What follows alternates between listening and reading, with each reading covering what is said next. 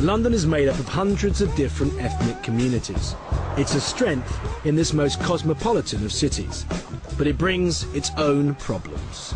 I think we've certainly seen cases where people from particular countries, if they've a member of a particular political organisation or maybe even a former terrorist organisation, who come into the UK and maintain some of the squabbles and the difficulties which occurred back in their host countries. These old squabbles manifest themselves in terms of violence on the streets of the UK. This is a religious ceremony in the heart of one of London's many ethnic communities. It's a Hindu temple near Wembley in North London, a place of worship for London's Tamil community. Many of them refugees from Sri Lanka's bloody civil war between government forces and rebel Tamil tigers. But the rivalries at home didn't end when they arrived in London. This is a poster notifying the community that a sports event has been cancelled.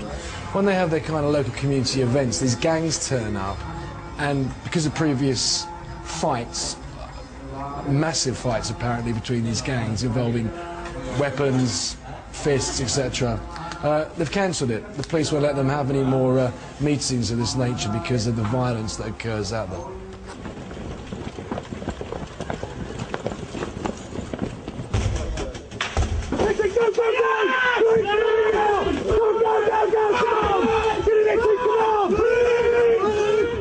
This is what happened recently in this small corner of London. Police, acting on a tip-off, raided this normal house in a normal street. They arrested several Tamil gang members and came out with bagfuls of evidence. I meet up with the local business leader who is worried about the effect of the gangs on the 100,000-strong Tamil community. So far as I know, about 4 murders have taken place in this area. And they threaten people. They don't have any values whatsoever. They are totally detached from the mainstream Tamils, and they cause enough harm to the Tamil people and the businesses here. Can you give me some examples of what's happened lately? That restaurant, some youngsters went there, had dinner. They had an argument over a woman problem and £200 debt. And one chap was pulled out. He was beaten, bundled into a car. These are gang members that did this? The gang members. He was also part of the gang members. Possibly he's a weaker member. And he was taken to Roe Green Park. He was killed. He was burnt alive.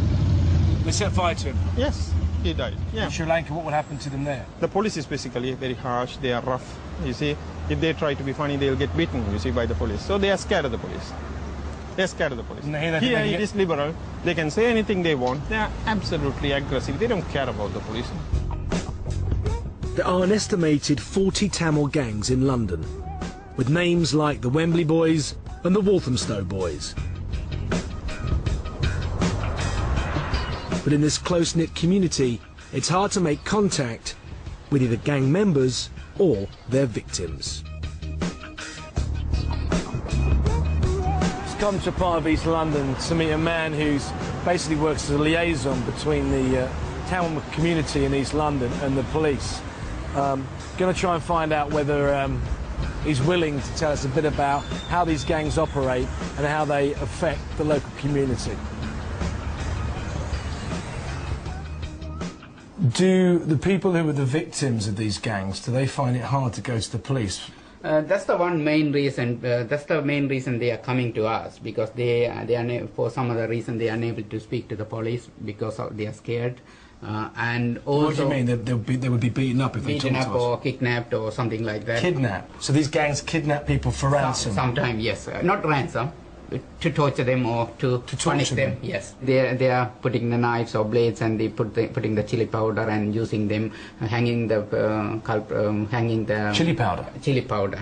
Put them in the wounds. Cut them open. Open and put the chili powder in the wound, and hang the people upside down Hang people upside down. Upside down.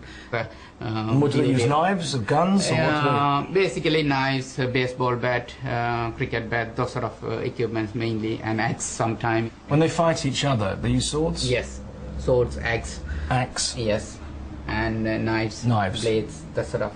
And also there are fish tail also in Sri Lanka used. Fish tail? Fish tail. One type of fish tail is in the like a barbed wire. There's a barbs on it, and they use for slashing. Slashing, yes.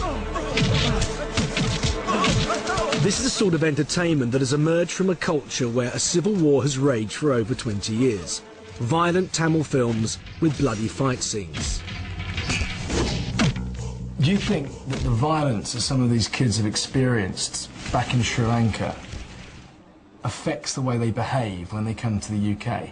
They came from the violent background. Their mind are in violent way, and they are not